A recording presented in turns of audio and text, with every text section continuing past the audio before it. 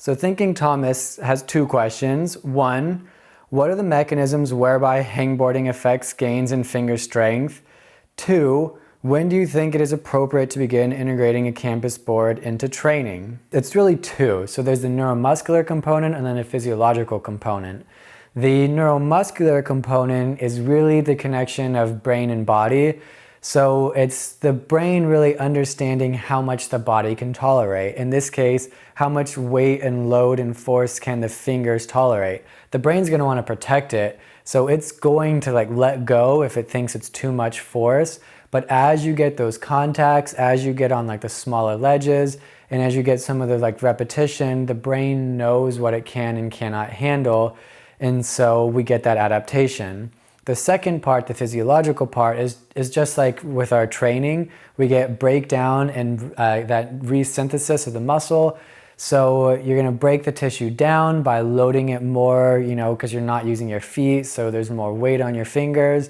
And then you give it adequate rest. Remember, with hangboarding, you should give 48 to 72 hours of recovery period so that your tissue builds up stronger so it can physically tolerate higher loads. So the second question, when do you think it's appropriate to integrate campus board training into your program? So that, it's a little more convoluted. If you can do pull-ups without any issue, you can start very light campus boarding.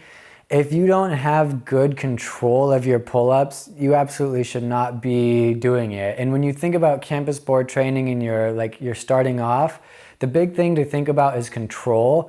So being able to go up with control and back down with control is really important. If you can't do both of those with control, you're going to set yourself up for an injury. The other part of it though is I don't like people doing it too early, because remember, climbing is a skill sport and you don't want to just learn that I can do everything with power and I can just cut feet all the time because I know I can campus, because then you're not going to progress as far because you're not working on the skill aspect of it. Our next question comes from Peter G. So Peter's question is in relation to the train your core for climbing, and in particular about planks. So he asks, I find my shoulders get tired before my core. Is it more likely my form is bad or my shoulders are weak?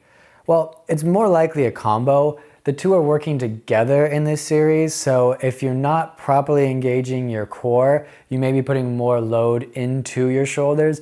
So it's good to kind of check your form, make sure your core is tight and engaged, maybe even before you go into the positions, and then see if that changes for you.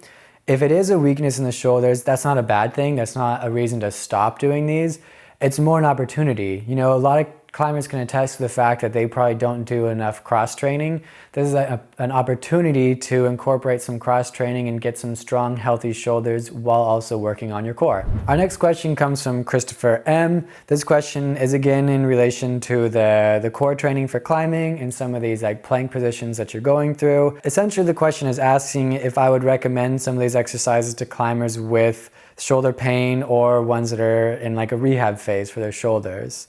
Absolutely. It depends on the level that you're looking at and how it needs to be modified for you. If you have a very acute injury, no, probably not. But it's important to remember that healthy shoulders are strong, balanced shoulders. So you should be able to do these even in your rehab phase. But if you're in an earlier phase, you do a lighter version. As you progress and the shoulder heals, you can increase the intensity. It kind of goes back to load management. You have to pick the right exercise for the right time in the right phase of your rehab. Alex B asks, where did you get those socks? All right, well, I'm not sponsored, but I will say they're from Stance. Love Stance, great sock company. For our last question, Eddie W asks, hey, I know the hangboard pull-up is flashy and a fun challenge for those you're in queue with, but could we see a video where you offer some tips on actual hangboard training?